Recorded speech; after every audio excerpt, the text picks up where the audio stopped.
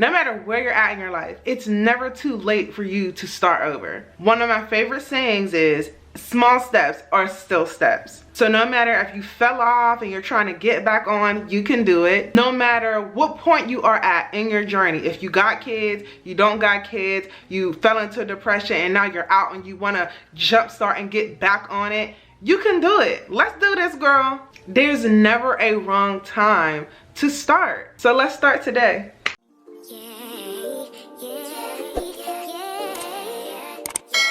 Hey loved ones, my name is Sonya Star J and this is Fully Loving Yourself. Here over on this channel, we focus on self-improvement and personal development with an extreme focus on health and wellness. To all those new and old, welcome and welcome back. If you are not yet subscribed to this channel, please do me a favor and go ahead and hit that subscribe button. And before you head out, make sure you leave me a thumbs up. If you could, leave me a comment on a goal that you have for the year and something that you're grateful for today. It's easy to look at people on social media, on TikTok, YouTube, and see them going hard with eating right and doing their workout routine and gym and just not knowing where to get started. And that's okay. All right, you got to give yourself some grace, which is actually going to be one of the things that we talk about today. I started my wellness journey a few years ago when I started Fully Loving Yourself back in 2016 because I wanted to share with Black and brown people different ways to be healthy, different foods that you can eat, different activities you could do in order to keep your mental, physical, spiritual, and emotional health at peak and top tier. And I will admit that I fell off for several different reasons, being depressed, COVID hitting, not being in a space of my life where I felt like I could achieve the goals that I had for myself, and I just kind of let myself go. And I was at a point where I was beating myself up when my doctor told me, oh, you can't eat this anymore. I was like, what do you mean I can't eat chicken? What? Chicken? Oh, you gotta limit sugar. Sugar, like I love sugar. So when you hear things like that, it's like, oh man, I can't believe that I have to give this up. And it's easy to like get frustrated or get mad. So it's normal to feel like that, you know, when you have no choice but to start life over and adopt a new lifestyle. It's not the easiest thing to do. And if anyone says that it's an easy thing to do, they are lying. Today we are going to discuss 10 steps that you can take to jumpstart your wellness journey today or tomorrow, next week, whenever you want to start. These are 10 tips that you can use. So when you are trying to start a new wellness journey, the first thing that I would suggest to do is determine your why. If you have like a doctor telling you that this is something that you have to do, or maybe you want to make the decision to be healthier for your children or for yourself, if you're, you know, you just recognize that you're feeling bad lately and you want to change some things about your life, you have to determine why you're doing that, because your why is going to keep you motivated and disciplined. If you don't have a strong why, you don't know why you're doing it, if you're just doing it because you see that everyone else is doing it and you're trying to keep up with the Joneses and you're trying to keep up with the it girls and the it guys, you're not going to stick with it. Having a strong why is going to keep you thinking about it, like I have a goal to reach. For me, the reason why I want to get back on my wellness journey and the reason why I started my wellness journey is because I want to have children,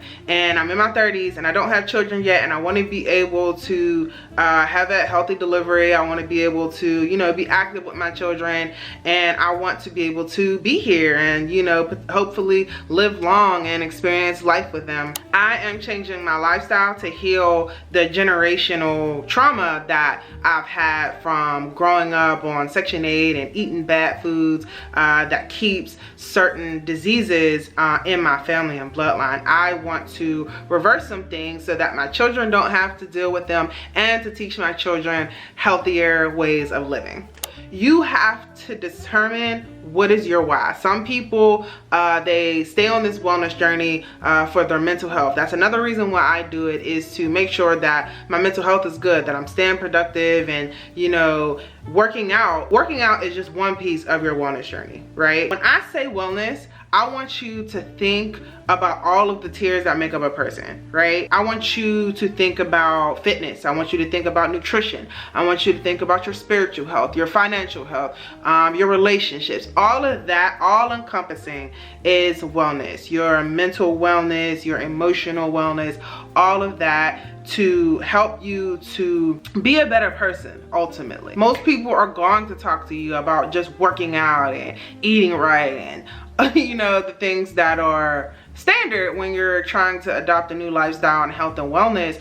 But I want to go deeper into how you can do that, baby steps, you know, take smaller steps, attainable steps for you to reach a larger goal, because you don't want this to be just something that you do for now. This is something that you should be aiming to have like a lifestyle change so that you can continue to do this. And the only way for you to make this ongoing is to make these things a habit. So this is changing our habits, changing our daily way of living. The second tip that I would have for you is to become a part of a community. You have to develop a support system, whether that be with your family and friends, your partner, like a group of people that you hang with, you all get together and do things together. You have to have a community of people who understand what it is that you're trying to do, so that you feel less alone in the transition that you're making, whether that be joining Facebook groups, community groups on Instagram, Facebook, or groups at the gym.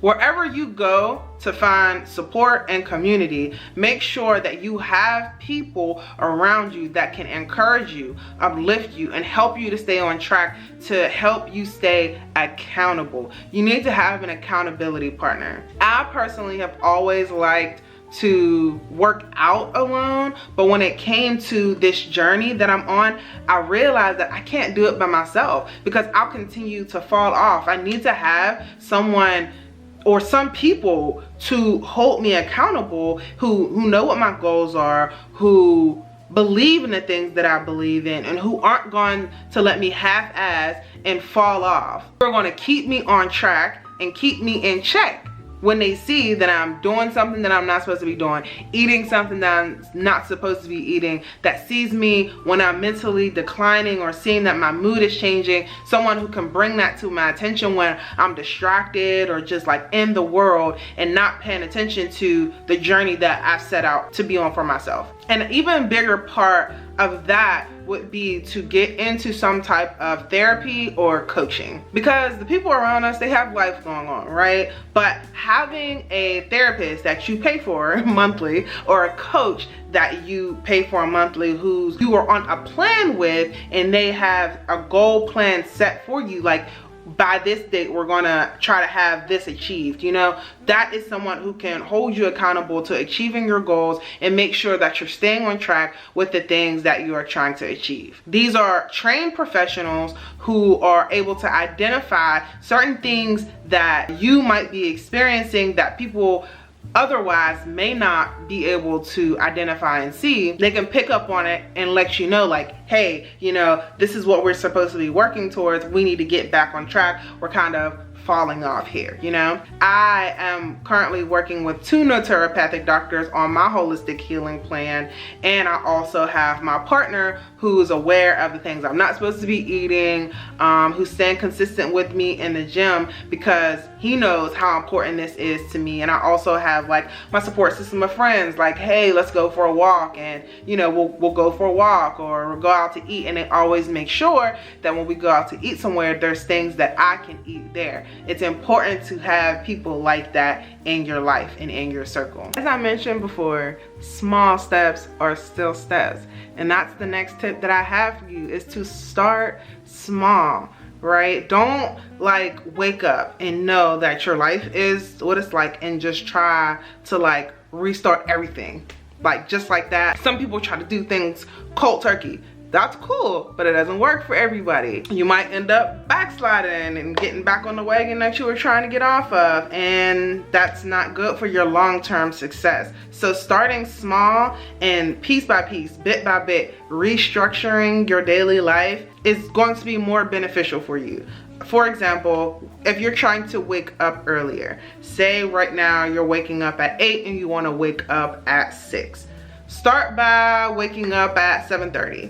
You know, for a week, set a goal for yourself and be intentional. You know, I wake up at 8 o'clock in the morning to get ready for work at 9. I'm rolling out of bed and I want to start getting up earlier so that I can eat breakfast in the morning or stretch or, you know, do my gratitude. Set an intention to wake up 30 minutes earlier. Don't just jump to wanting to do your 5 a.m. routine or a 6 a.m. routine, because you're not going to be consistent with that. Start with 30 minutes earlier and then gradually work your way up to an hour and then 2 hours, and then, you know, do it in that way so that you're more successful long term, because you want it to be a lifestyle change. You want to create these habits that are for your long-term success. We don't want anything short-term. Okay, we want this to be something that's manageable. Starting small will allow you to reach your long-term goals. Something that has been really instrumental in me changing my lifestyle and developing new habits is to keep track of them by journaling and scheduling. I've recently started to use my digital planner like my Google Calendar and Asana, but what really works for me is to use an actual planner. I cannot live without having my planner, having a checklist or to-do list. If you have your phone, write it out. Write out everything that you need to do, what you want your schedule to look like. Set alarms and reminders for yourself so that you can stay on track. And don't ignore the notifications, okay? Don't ignore the reminders and just swipe past it and ignore it and just let it go and keep scrolling on your phone. Don't ignore the notifications. Listen to yourself. Remember that you have a goal that you're trying to achieve and stay on track. Okay, create a schedule and journal. When I say journal, I mean actually writing out what you want your life to look like. What in the next 365 days, or let's start small, right? Like we said, let's start small. Let's do in the next week or the next month. What change do you want to make in the next week that's actually attainable, that's actually achievable? Say you want to start walking for 30 minutes a day, 3 times a week. That's a small goal that you can achieve in a week. Start small, write it down. At the end of your year, what do you want to have changed?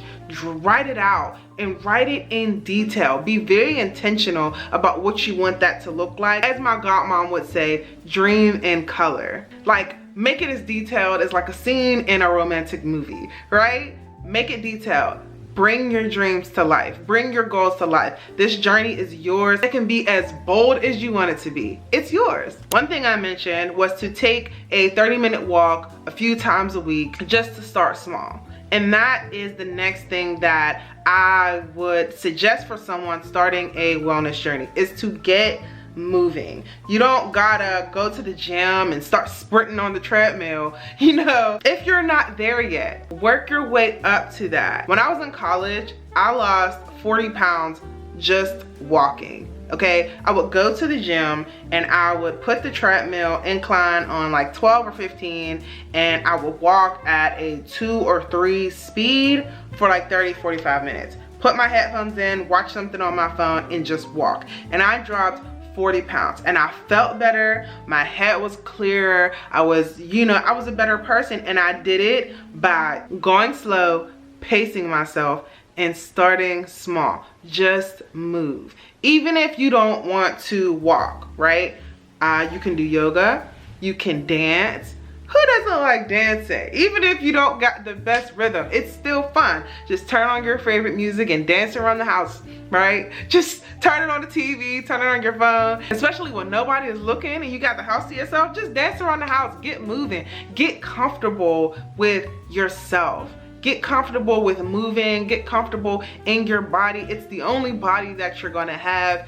Love it. Do what you can to make your living experience in this body the best one that you can have. Get somebody from your accountability group and your support group and get walking with you. If you're one of those people that doesn't like to do things by yourself, like I know my fiance, he prefers like group workouts and somebody else to go to the gym with him. Like, he'll stand around and wait for me to get ready to go to the gym. It's not even necessarily that we're working out together, but just having that support and having somebody there to keep you motivated and going and moving. And we just go and we just walk at the gym, and that's it for the day, and gradually working your way up, lifting 5 pounds. You don't got to be out here busting it out and pushing 125 pounds.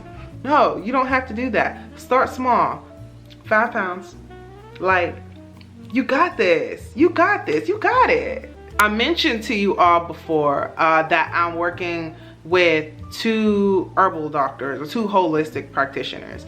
One of the major things that I would suggest to someone starting a health and wellness plan or health and wellness journey is to talk to a functional doctor or a holistic health practitioner.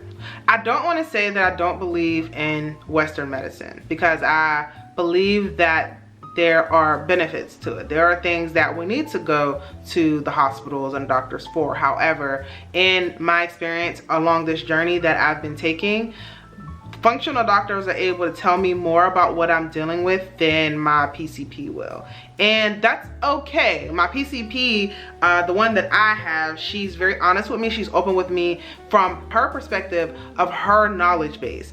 However, my functional doctor has a different set of knowledge and wisdom that she can share with me, and I take all of this information, put it into one, and I go with that. Get second opinions from someone with a different background and different practice. A lot of the medicines that we are prescribed have a lot of negative side effects, and so talking to someone about natural ways that you can heal your body might be better for you. No, I won't say might, will be better for you, are better for you. And if you don't believe in that, that's okay.